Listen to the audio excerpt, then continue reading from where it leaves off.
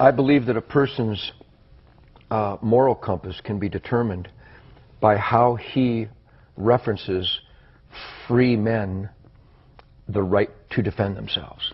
So right off the bat, gibberish. I'm not even saying that to dismiss it like, oh, that's just gibberish. No, like it literally makes no sense. The Second Amendment is so obvious to me, it's insane that there's an argument. God gave, let's pretend there is no document. Let's pretend brave families didn't leave the tyrants and the slave drivers of Europe. Well, the country was actually founded by slave owners, Ted, but close. Well, as long as you consider complete opposites to be close. So that they could practice the religion of their choice, so that they could speak out without being murdered, that they could produce wool without the king's men coming and taking it from them every season of harvest. Let's pretend none of that happened. Let's just pretend this guy named Ted Nugent parachuted onto Earth and woke up one morning and saw these wonderful resources and had dreams of excellence and being the best that I could be. I don't need a document, and I don't need another man to explain to me that I have the right to defend my gift of life. You know what? Sure, if someone's attacking you, you have the right to defend yourself. And 99.9% of people would agree with that. But the argument you're making is kind of like saying rape should be legal because everyone has the right to procreation. I mean, it's perfectly possible for me as a human being to recognize that other human beings have the right to defend themselves and still be anti-gun. I'm not anti-gun, but I could still be that position if I really wanted to be, and it would still be completely logically consistent. I mean, by your standard, people should be able to have atom bombs. Like, hey, I need an atom bomb to defend myself. And that there is an argument in America from Hillary Clinton, from Barbara Boxer, Dianne Feinstein, from a whole gaggle of numbnuts who would try to tell me they will dictate where, how, and if I can defend myself. Yeah, there fucking should be. Because otherwise you could walk into Times Square with a flamethrower, like, I need this for defense. You could go down Pennsylvania Avenue with a fucking tank. This is my tank for personal defense. I mean, yeah, everyone has a right to self-defense, but I think there should be some guidelines as to what's acceptable to defend yourself with. Now, for some people, they're going to say guns are not acceptable. Other people will say guns are acceptable. I'm kind of in the middle. I think that some guns are kind of acceptable under some circumstances. I find that preposterous. I find it unacceptable, and I will not accept it. No one gives a fuck if you accept it. In fact, you can break it all you want. Just go to jail.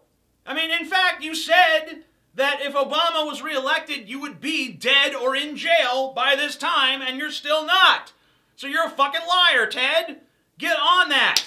I prefer dead, but hey, jail's nice too. I am a free man. Don't tread on me.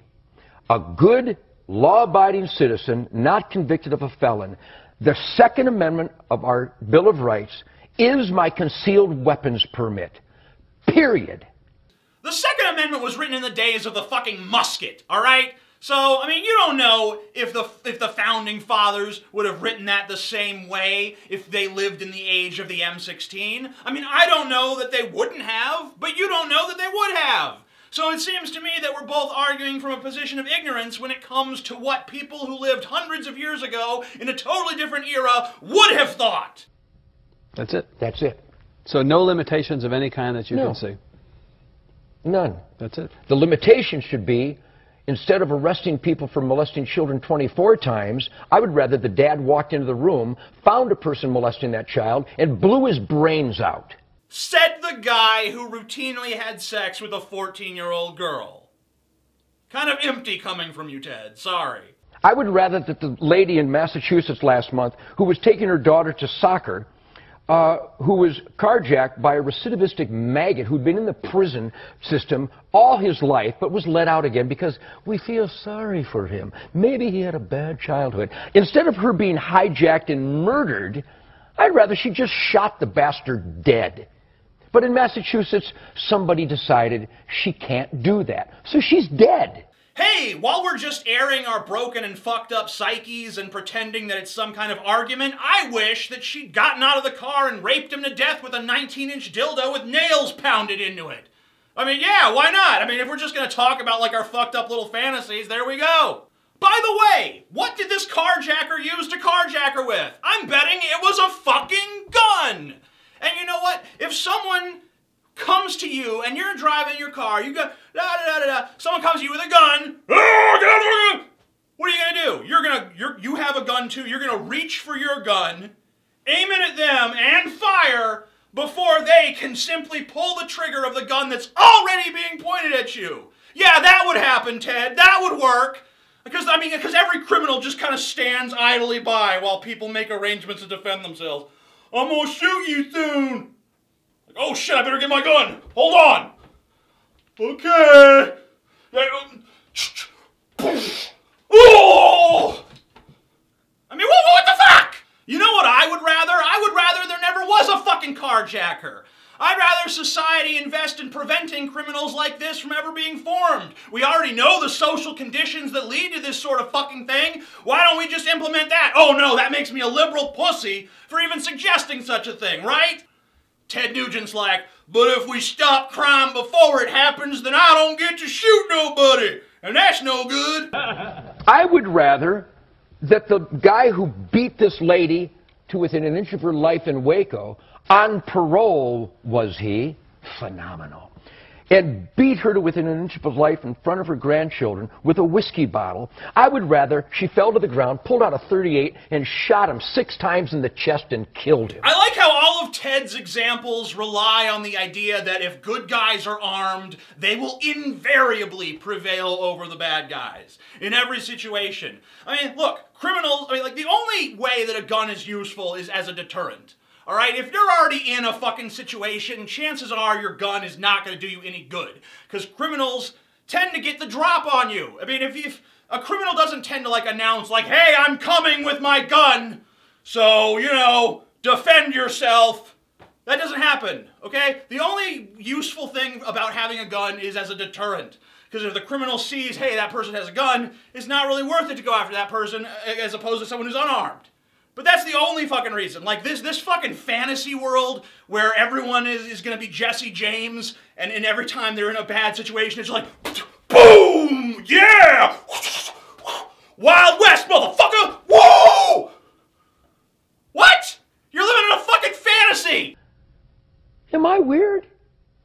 Because the guy is going to get out again. I don't like repeat offenders. I like dead offenders.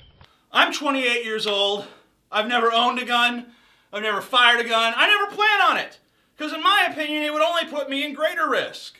And if you guys want an indicator of the kind of person who is persuaded by the Nuge is coming to splooge his information all over you.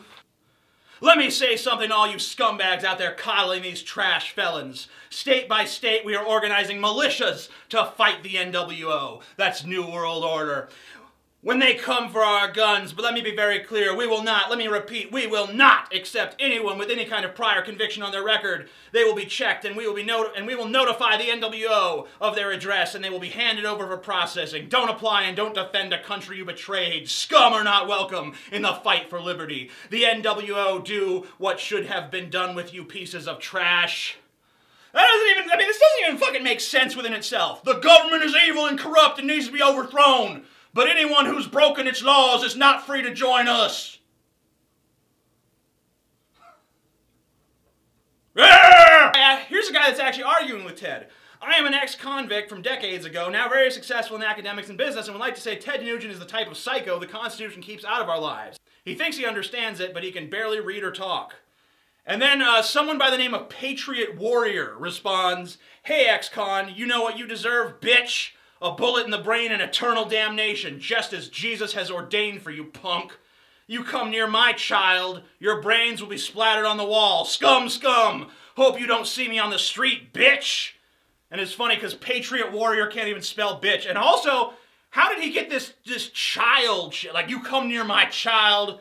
I mean, you're aware that not even the majority of ex-cons are child molesters or have done anything to children. In fact, child molesters get the shit beaten out of them in prison because prisoners hate child molesters probably even more than the general fucking population of the country does.